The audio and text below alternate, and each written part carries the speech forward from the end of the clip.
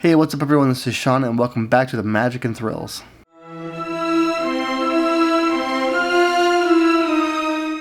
Hey, what's up everyone, this is Sean and welcome back to another brand new video here on the Magic and Thrills. Now today I wanted to have a fun discussion over essentially the idea of what Universal Orlando is kind of getting more and more known for, and that is for either building a themed land, and I'll tell you what I mean by that, or over having just a ride that's really, really cool and really, really rad to experience as far as the experience of the ride alone.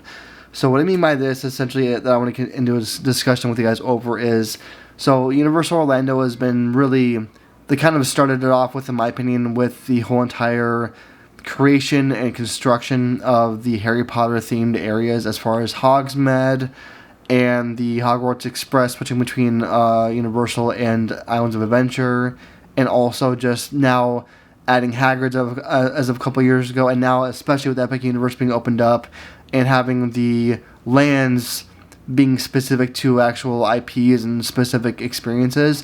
So I'm curious on what you guys think about this as far as just like, would you prefer having an entire themed, like fully themed land experience like the Harry Potter stuff, or do you prefer more of a really, really cool ride that is just so cool? Like in my opinion, like the Velocicoaster, I think is the coolest ride for what it's worth, for what it is in Universal in general. But that's if you're into thrill rides. Now, I also think that the Hagrid's Coaster is my other. It's like they're kind of co-favorites for me. I like both of them equally. But for you guys, do you appreciate having a really, really well themed land, but having the rides maybe be not as cool or not as? Does that make sense? Like where it's basically the ride can be okay, but the theming of the land that they're in is insanely top notch. Does that make up for the ride not being as cool for you? So, and another way of looking at this too, it could be like, so for example, especially for Harry Potter stuff, so you have the experience of the butterbeer experience of getting it in multiple different variations of ice cream and just drinking it or that kind of thing. You have the experience of Harry Potter of having the cloaks, the wardrobe, the clothing you can buy, not merch, but like clothing, and the wands you can buy now, like the different versions of that, and how you can buy them and then go around the park in the Harry Potter land and use the wands essentially to have a really cool, immersive, and interactive experience. Does that experience for you guys outweigh the rides maybe being not so fun in a way? And I don't mean that they're not fun, but like in my opinion, like the ride for Hogwarts, the Battle for Hogwarts, I feel like that, or not the Battle for that, but the Hogwarts ride in Islands of Adventure, not Hagrid's, but the actual Hogwarts one, that ride to me is a very, very jerky ride. I don't like the screens of it. Essentially, like I ride it like maybe once every now and then again when I go, because when I rode it the first few times, it kind of just gave me a headache, and it made my neck really sore, because you're kind of like being jerked around and moved forward and back, and it's okay for what it is, but that's kind of why I don't ride it at all much anymore, because it really just makes me feel physically kind of just like hurt and sore. And it's just one of those things where like I think it's a cool theming. I love the theming. Like the queue for that ride is absolutely incredible. I love the queue for it, because you go through Hogwarts in the most probably immersive type of Hogwarts experience that I've ever seen from a queue line. But then I feel like once you get on the ride for it, it kind of falls apart a little bit from the experience. It's still fun, but it almost hurts a little bit to ride. And even like the queue for the part on the ride when you get on the actual the ride itself, even that's cool. It's like because it's like kind of like a mini Sorting Hat experience in a way, but I just feel like it kind of falls apart once the ride gets going a little bit. So I'm curious on what you guys think about that. As far as like, do you prefer again? I'm just asking as far as like a overall experience. Like, do you go to Universal if you're going there for that immersive experience of doing all those little things that add up to a really great experience, whether it's for you or for your children, or do you go there for a ride? Because I go for both. I mean, I love both equally,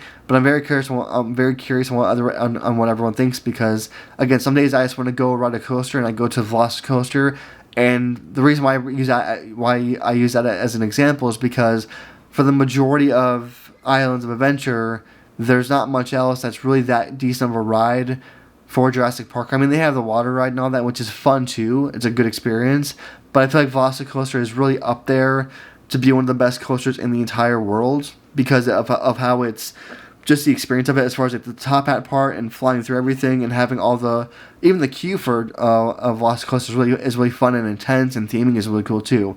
But again, I'm just curious on how everyone feels about that as an experience, because it's like a lot of people go to, I mean, Disney, for example, and not to make this a Disney video, but Disney World, they are known for having, their theming be up there, but it's really more of a movie-based theming. Not that Universal is different, because they're based on movies too, so I'm not going to go that route with my explanation here, but I feel like the Harry Potter experience at Universal is where you feel like it's meant to feel like you're walking into the movies in a way, and they do a really, really good job at that, especially in Hogsmeade, and when you walk through there, you feel like you're in the movie. And even though it's Orlando, Florida, it's 85,000 degrees there, there's still snow on top of the buildings. You can still go eat at the actual restaurants. You can actually go and see inside the windows and see all the little cool little stuff in there. That's really cool theming, and that takes a lot of work to build, for one thing.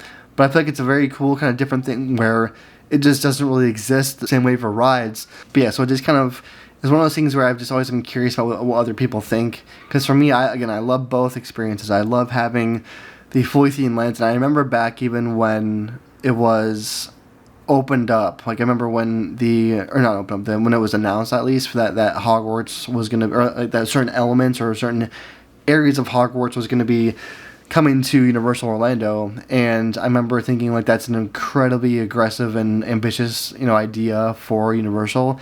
And then I started seeing photos, and not blueprints of it, but photos of the actual places, and I started to see the cast members from the movies go there and to open up the actual lands. And I had no plans to go there at the time, but I saw that, and then I saw how detailed that they actually were, and I was very, very impressed by that, for one thing. And then I booked a trip for my family to go there, and this is probably 2 or 3 years after Hagrid's was actually opened. And I remember going there, and that ride really blew me away the first time I rode it, because of the fact that it was just not only is it one of the smoothest coasters I've ever ridden, but again, the theming of it is so good, and it's a very unique roller coaster where it's nothing like any other coaster in the park. So that's why it kind of just brings me back to the idea of the discussion of because a lot of parks in the U.S., theme parks, not even Disney and all that stuff, but other parks are, well, there's some in Florida, I guess, SeaWorld, I know, is known for their throw rides and their roller coasters. So I feel like people choose the theme park in a lot of ways, most times, or in a lot of cases, not lately anymore, but they used to choose the parks besides Disney because of the element of thrill they were trying to go for. So meaning they would again choose SeaWorld because it has roller coasters, and they built more recently and that are much better, obviously. But that's been one of the interesting things, I feel as an experience, where now people are or I should say Universal and Disney they're trying to really, really select really specific popular areas of interest, and then they're building an entire theme, an entire world around those experiences, and then filling in as much details into those experiences as they possibly can.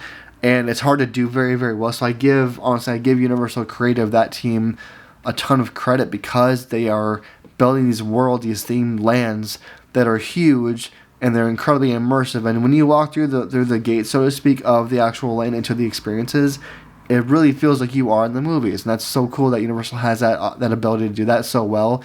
And they kind of keep doing it very, very consistently well as well over the years. So that's one of the reasons why I'm super, super stoked about Epic Universe, because I love the idea that it's a cut and dry kind of 4-land thing. And as a horror and thriller, horror fanatic for myself, I love the fact that I can choose to an aspect the choose between the Dark Universe section of Epic Universe myself, because I've heard it's a very light version of what Halloween Horror Nights is, but then also go into the other lanes for my kids, go into the How to Train Your Dragon and the Super Mario stuff, and then also go into the middle ground of the Harry Potter lane and stuff too. So it's just kind of my feelings on it. But again, in the comments, please let me know what you think about your thoughts and feelings on what you guys choose to visit parks for, whether it's all the above, or whether you do choose at certain times to go to a theme park for the rides only, or for the theme lands and the entire experience that's all